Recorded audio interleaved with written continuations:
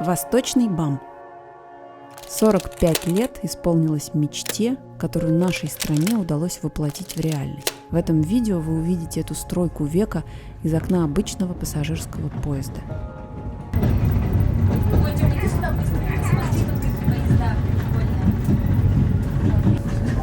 Корреспонденты, что ли? Нет. Поезд под номером 363ЭА и маршрутом Комсомольск-на-Амуре-Тында.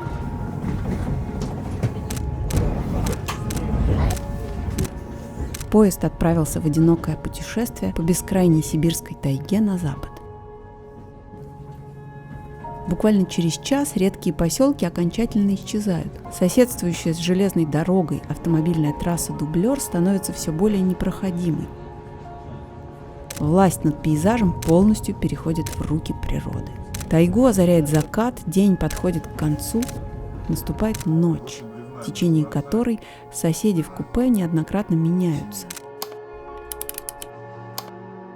За ночь поезд успевает преодолеть большое расстояние, огибая Боджальский хребет. Также среди ночи незаметно преодолевается почти 2-километровый Дуссе-Алинский тоннель.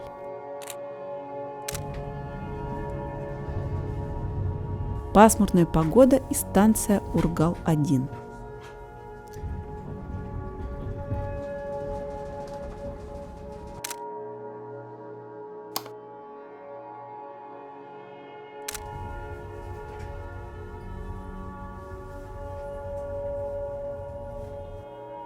Поезд прибывает на станцию Новый Ургал. Стоянка поезда 40 минут. За это время можно успеть добежать до центра поселка и увидеть этот памятник. Сам поселок для здешних краев очень большой. Станция построена бригадами Украинской ССР, в которую вошли отряды строителей из Днепропетровска, Донецка, Киева, Львова и Харькова.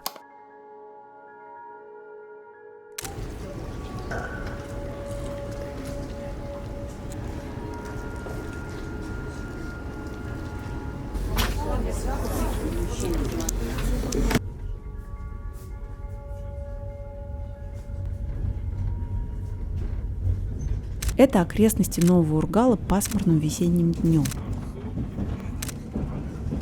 Едва появившиеся элементы присутствия человека исчезают так же неожиданно, как и появились. Вдоль железной дороги встречается огромный каменный валун, на котором отчетливо видны белые буквы и надпись «Днепропетровская область». А это река Бурия и мост с антиледовыми конусами. Во время движения остановки поезда происходят довольно часто из-за станций разъездов с другими составами поездов. Все станции выглядят примерно одинаково, и почти как и весь Восточный БАМ построены силами железнодорожных войск. Это работники железной дороги, они высаживаются из поезда в сибирскую пустоту в полной боевой готовности и обмундировании.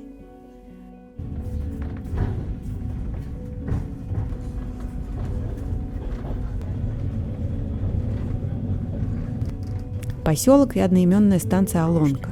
Вокзал построен строителями Молдавской ССР. Погода изменилась, и благодаря этому пейзажи стали чуть-чуть более дружелюбными.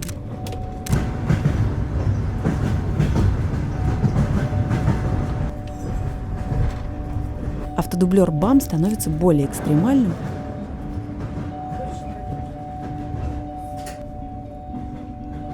Майское солнце постепенно отогревает эту непривыкшую к теплу местность. А это чье-то романтичное рабочее место посреди тайги. Хребет Турана.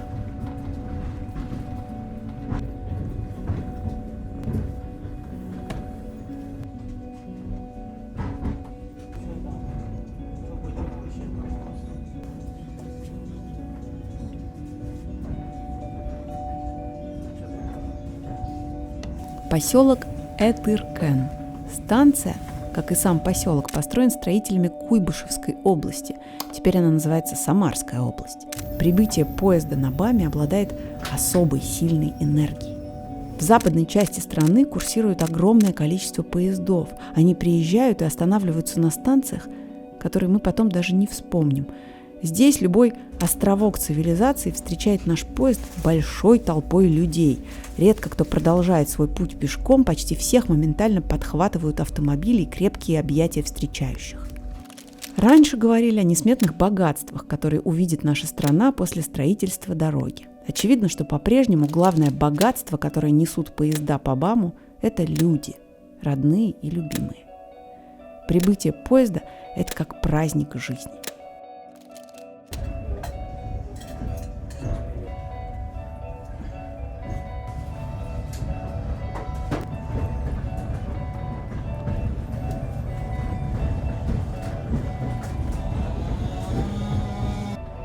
Хабаровский край закончился. За окном поезда теперь пейзажи Амурской области.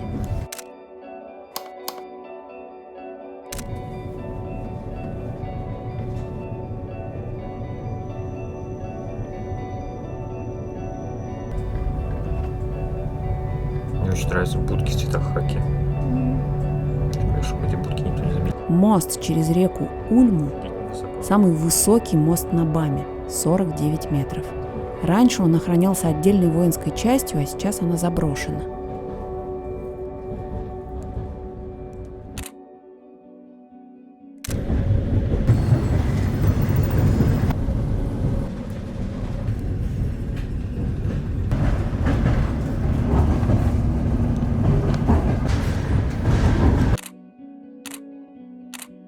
А это лесозаготовительная база. Посреди вырубленных деревьев, кажется, развивается китайский флаг. Станция Иса. Слово «Иса» эвенкийского происхождения. Оно переводится как «глаз».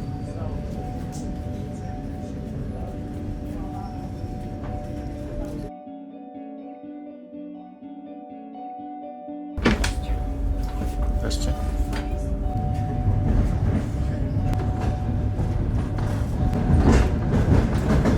Ковбои русского Дикого Запада, у нас он Восток, на своем железном коне. Железнодорожные вагоны на БАМе продолжают свое существование даже после своей долгой службы.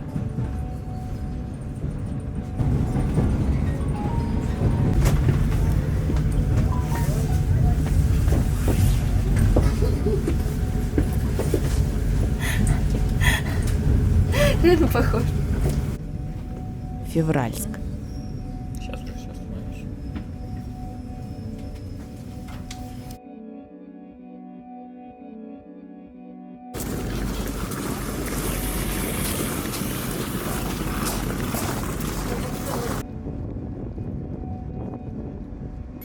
На этой станции состав поезда меняется.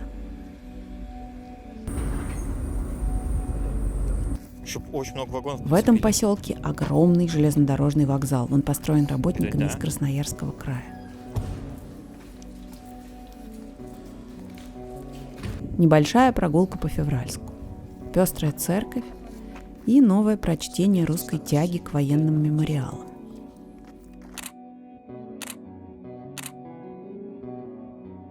Не будет же красный, да? Нет, она будет четкая.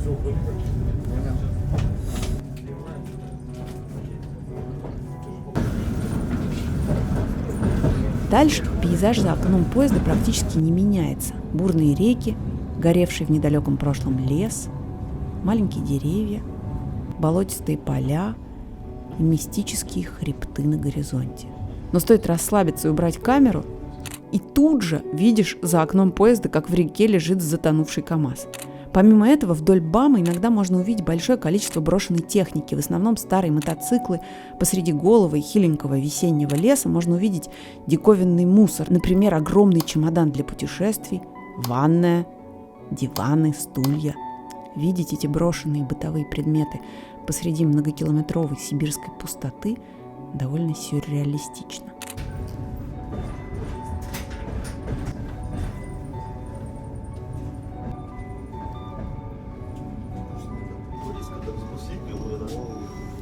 Станция Дугда.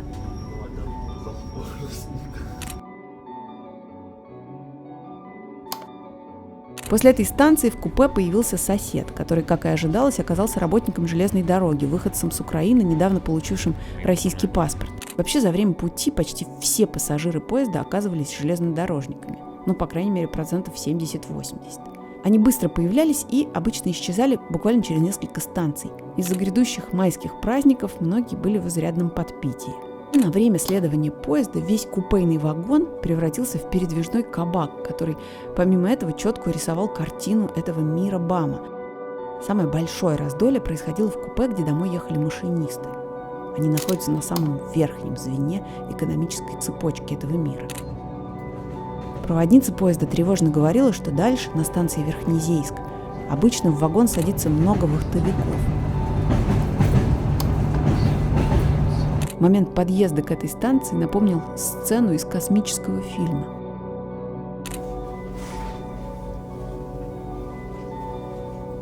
Наступило утро. Поезд приближается к городу Тында.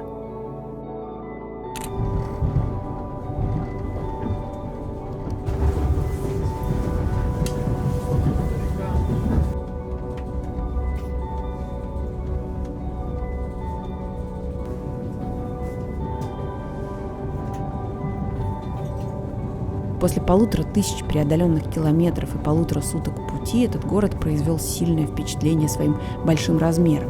Не зря Тынду называют столицей БАМа.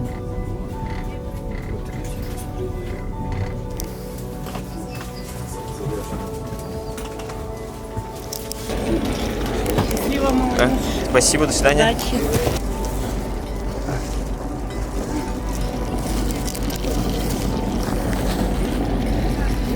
Через 1 день и 13 часов поезд прибыл.